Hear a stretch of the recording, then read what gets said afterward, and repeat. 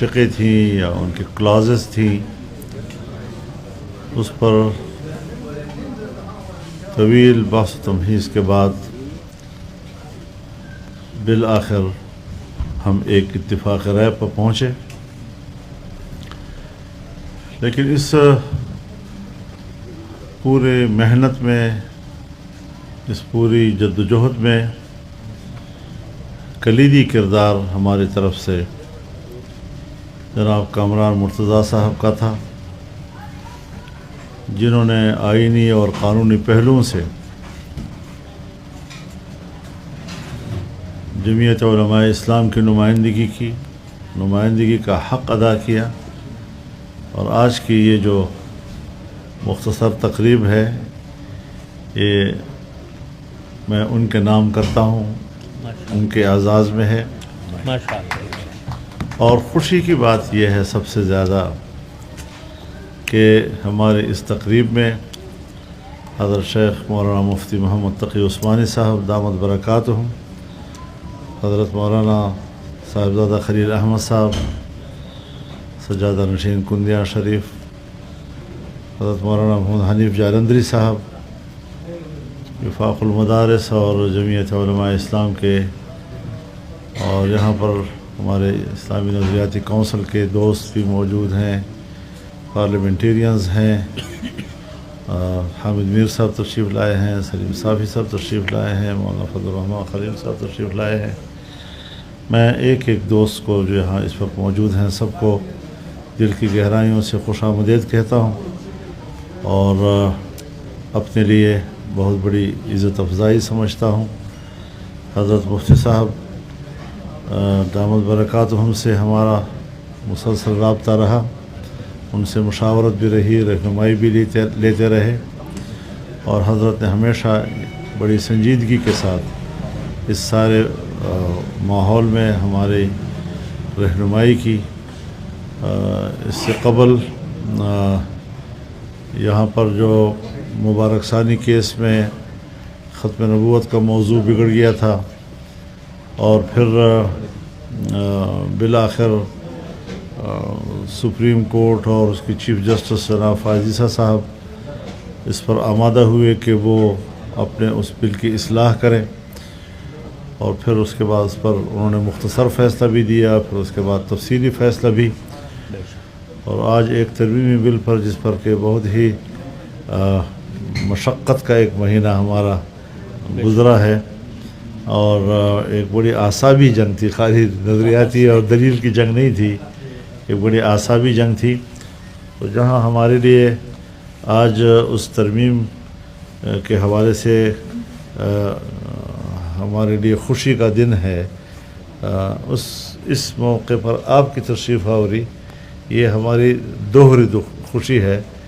اور جس طرح کہ امام محمد رحمہ اللہ کا غالباً قول ہے، عیدان اجتماع فی یوم واحد، کہ جب کسی وقت جمعہ کا دن بھی تھا اور عید کا دن بھی تھا، آپ نے جمعہ کو بھی عید کہا اور عید تو تھا عید، تو ہمارے آج دو عیدیں اکٹھی ہو گئی.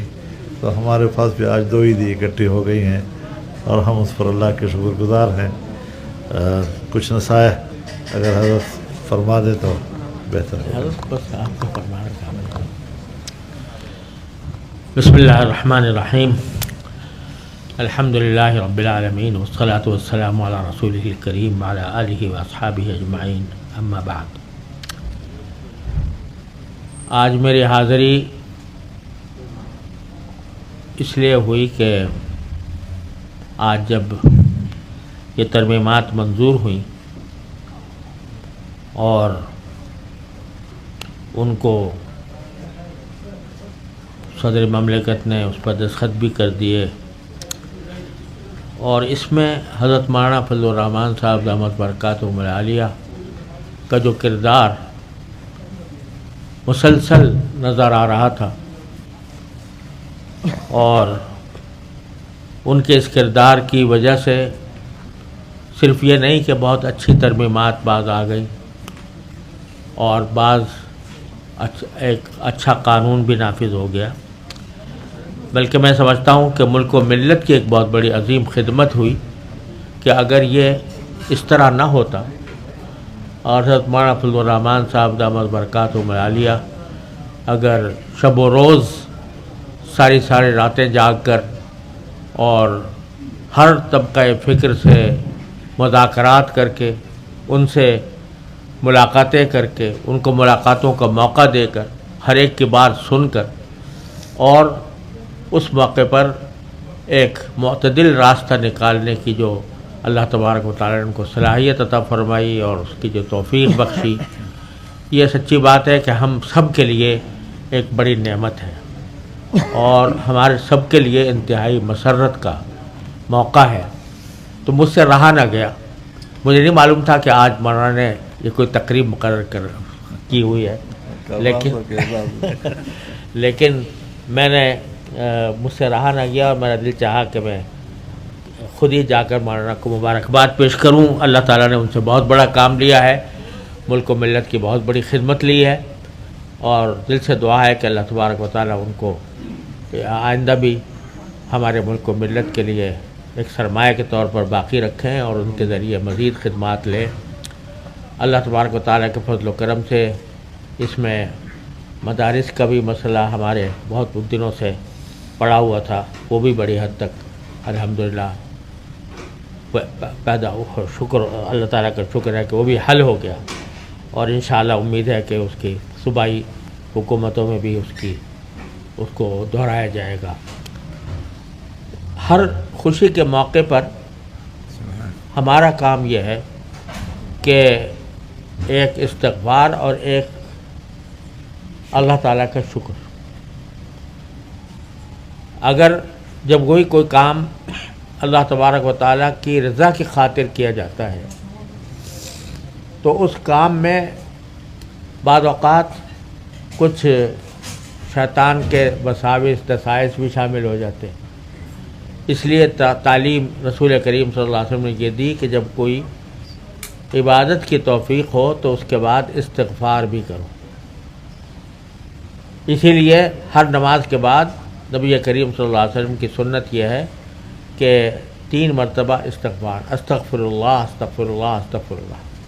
حالانکہ نماز کوئی استغفار کی چیز نہیں ہے، لیکن استغفار اس لیے کہ پتہ نہیں ہم سے اس میں کوئی لغزش نہ ہوئی ہو، کوئی غلطی نہ ہوئی ہو، جو اس کا صحیح حق تھا وہ ادا نہ ہوا ہو، اس لیے رسول کریم صلی اللہ علیہ وسلم نے استغفار کی تعلیم دی۔ اور پھر شکر کہ جو کچھ بھی بندہ کرتا ہے اگر وہ اللہ تبارک و تعالیٰ کی رضا کی خاطر اخلاص کے ساتھ کرتا ہے تو اللہ تبارک و تعالیٰ ہی اس کو منزل تک پہنچاتے ہیں اور اس کو کامیاب فرماتے ہیں۔ لہٰذا ہر ایسے موقع پر اللہ تبارک و تعالیٰ کا شکر بھی ادا کرنا ایک مومن کا کام ہے۔ تو ہم اس پر اپنے اس خوشی کے موقع پر استغفار بھی کرتے ہیں کہ اگر ہم سے کوئی غلطی ہوئی ہے یا ہم سے کوئی حق ادا نہیں ہوا تو اللہ تعالیٰ ہمیں معاف فرمائے، اور جو کامیابی نصیب ہوئی ہے اللہ تبارک و تعالیٰ کو اس پر بہترین شکر ادا کرتے ہیں۔ اللہ تبارک و تعالیٰ ہمارے لیے اس کو دنیا و آخرت کی بہتری کا ذریعہ بنائے، اور جن کو ذریعہ بنایا اللہ تبارک و تعالیٰ نے، یہ تو خود فضل الرحمن ہے۔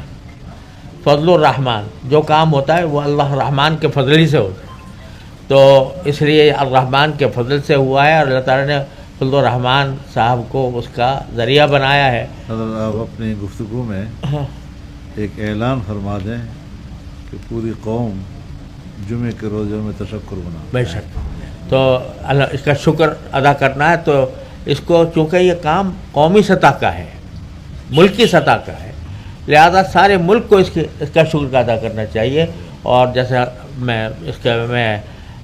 میں ائمہ حضرات سے یہ اپیل کرتا ہوں کہ وہ جو آنے والا جمعہ ہے اس کو یوم تشکر بنائیں، اس بات پر کہ اللہ تعالیٰ نے بہت اہم کام کرنے کی توفیق عطا فرمائی، اس یوم تشکر بھی بنائیں، اور ساتھ میں اللہ تعالیٰ سے دعا بھی کریں کہ اس کے آثار اور نتائج بھی ملک و ملت کے حق میں بہتر ہوں، اور اس کے نتیجے میں ہم جو اس پاکستان کے وجود کا جو اصل مقصد ہے اس کی طرف ہم قدم بڑھاتے رہیں، اور یہاں تک کہ اللہ تبارک و تعالیٰ اس ملک کو صحیح معنی میں اسلامی جمہوریہ پاکستان بنا دیں۔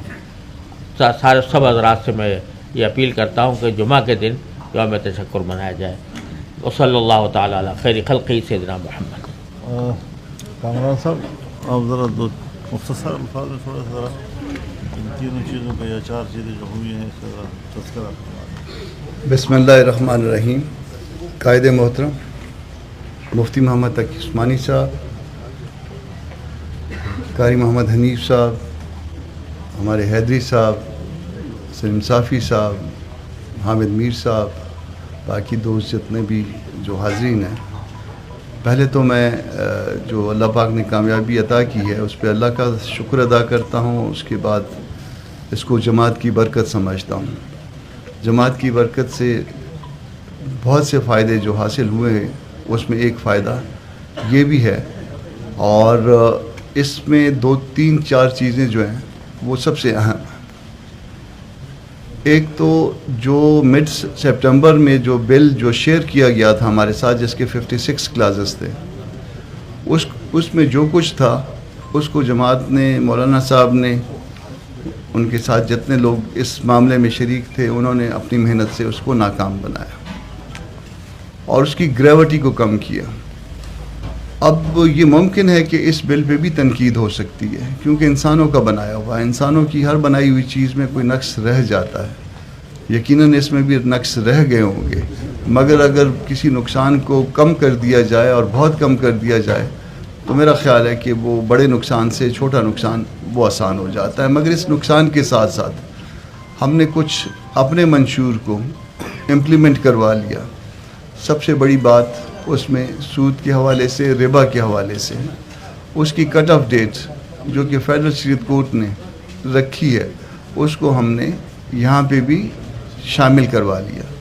یہ کہا جا سکتا ہے کہ پرنسپل آف پالیسی کا یہ حصہ ہے آرٹیکل 38، اس کو اس طرح سے شاید انفورس نہ کروایا جا سکے، مگر یہ بھی ذہن میں رکھیے کہ باوجود اس کے کہ اس کو انفورس نہیں کروایا جا سکتا، مگر گورنمنٹ جو ہے ان اپیلوں سے وڈرا کر چکی ہے. اب صرف پرائیویٹ انسٹیٹیوشنز کی بل ہے، اور جب آپ کے دستور میں کوئی چیز لکھی ہوگی تو دستور کے خلاف کوئی، جب سرکار کو نوٹس جائے گا، جب اٹارنی جنرل پیش ہوں گے، تو وہ اپنے پرنسپل آف پالیسی جو پرنسپل آف پالیسی ہے اس کے اگینسٹ نہیں جا سکیں گے، اور کسی نہ کسی طرح سے یہ فائدہ جو ہے وہ الحمدللہ پاکستان کی عوام تک پہنچے گا.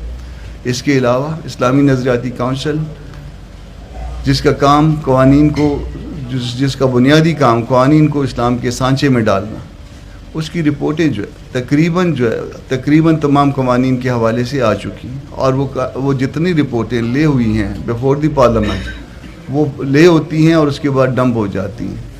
اس کو ہم نے پابند بنایا ہے ترمیم کے ذریعے کہ وہ 1 سال کے اندر اس کے اوپر پارلیمان اب کنسیڈر کرے گی، یعنی جب کنسیڈر کرے گی تو ادھر وہ فیصلہ کرے گی. تو یہ الحمدللہ یہ جمعیت کی یا ہم سب کی یہ کامیابی ہے. اس کے ساتھ ساتھ اسلامی نظریاتی کونسل کو جو معاملات بھیجے جاتے تھے، اس کے لیے تعداد، جو ممبران کی تعداد تھی، اس کا 40% ہونا ضروری تھا.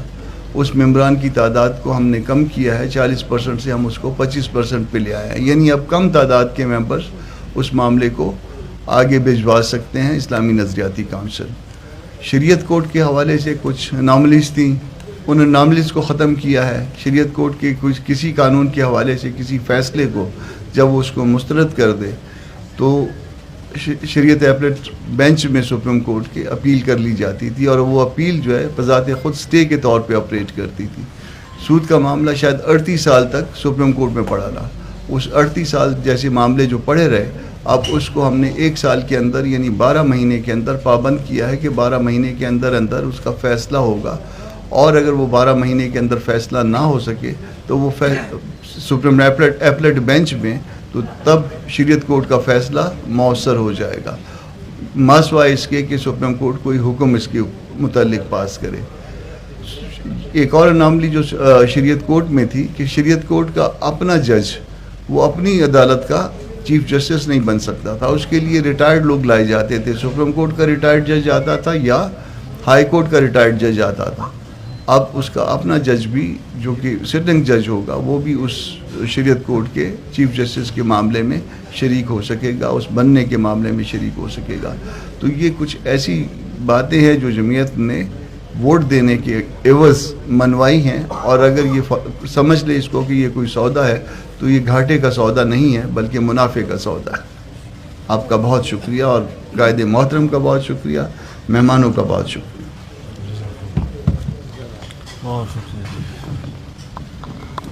مولانا جالندری صاحب. نحمده ونصلي ونسلم على رسوله الكريم. اما بعد.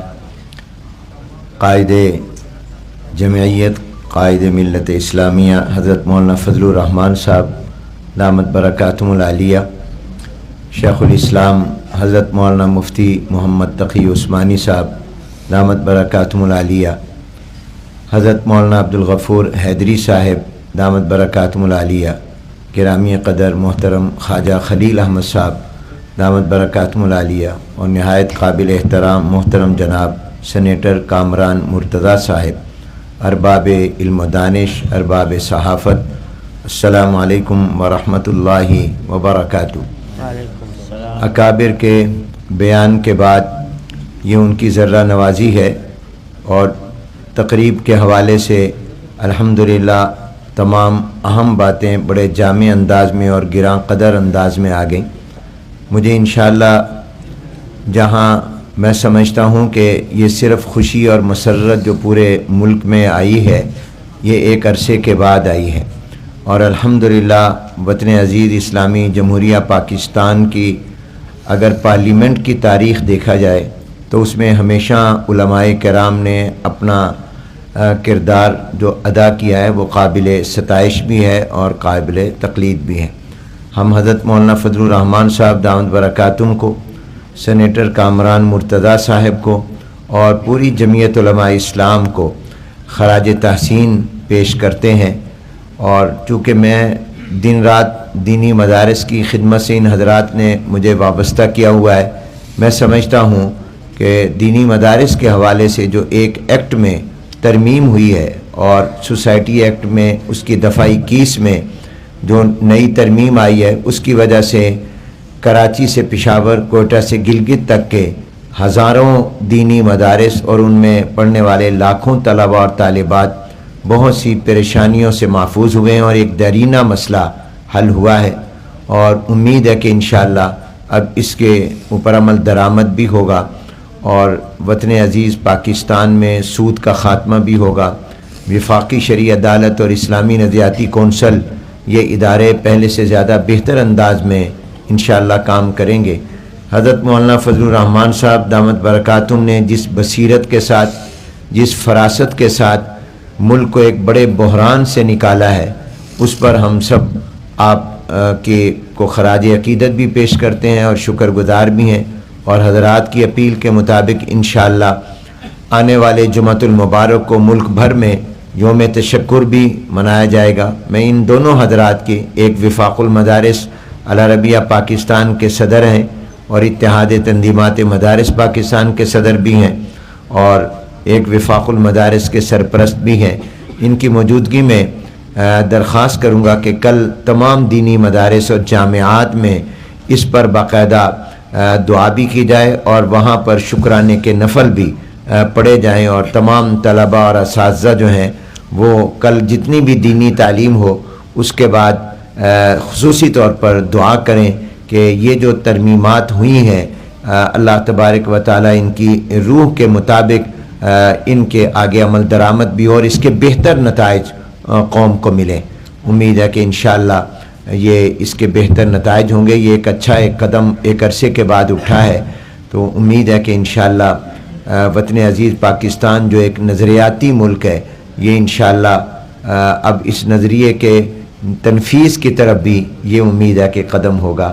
اللہ تعالیٰ اس اجتماع کو مبارک فرمائے. اور سینیٹر کامران مرتضیٰ صاحب کا بھی بہت شکر گزار ہوں. میں حضرت مولانا سے بار بار رابطے میں بھی رہا، سینیٹر صاحب سے بھی رابطے میں رہا، اور الحمدللہ انہوں نے بہت اچھے انداز میں بہترین وکالت فرمائی ہے. اللہ تعالیٰ ان کو بہترین اجر عطا فرمائے اور جمعیت علماء اسلام کو مزید کامیابیاں اللہ عطا فرمائے۔ حضرت مولانا فضل الرحمان صاحب سے میں اکثر کہا کرتا ہوں، فضل رحمان درہمہ کار، رحمان کا فضل ہر کام میں ضرورت ہوتی ہے۔ نام کبھی بدفالی سے تو اسلام نے روکا ہے، نیک فالی سے نہیں۔ تو جس دن مجھے پہلے دن پتہ چلا کہ یہ کام کامران مرتضیٰ صاحب کے سپرد مولانا فضل الرحمان نے کیا تو میں نے کہا کہ یہ کامرانی بھی ہوگی اور فضل خداوندی بھی شامل ہوگا۔ وما علینا الا البلاغ۔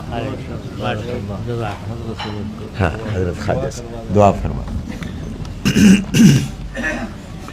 بسم اللہ الرحمن الرحیم۔ اللہم صلی علی سیدنا محمد وعلی آل سیدنا محمد وبارک وسلم علیہ۔ ربنا آتنا فی الدنیا حسنہ وفی الآخرۃ حسنہ وقنا عذاب النار۔ ربنا ظلمنا انفسنا وإن لم تغفر لنا وترحمنا لنكونن من الخاسرين۔ رب اجعلني مقيم الصلاة ومن ذريتي ربنا وتقبل دعاء۔ ربنا اغفر لي ولوالدي وللمؤمنين يوم يقوم الحساب۔ اللهم إنا نسألك من خير ما سألك منه نبيك محمد صلى الله عليه وسلم، ونعوذ بك من شر ما استعاذ منه نبيك محمد صلى الله عليه وسلم، وأنت المستعان وعليك البلاغ ولا حول ولا قوة إلا بالله۔ اللهم أحسن عاقبتنا في الأمور كلها وأجرنا من خزي الدنيا وعذاب الآخرة۔ اللهم اصلح في ديننا وواسع في دارنا وبارك في رزقنا۔ سبحان ربك رب العزة عما يصفون وسلام على المرسلين والحمد لله رب العالمين۔ آمين برحمتك يا أرحم الراحمين۔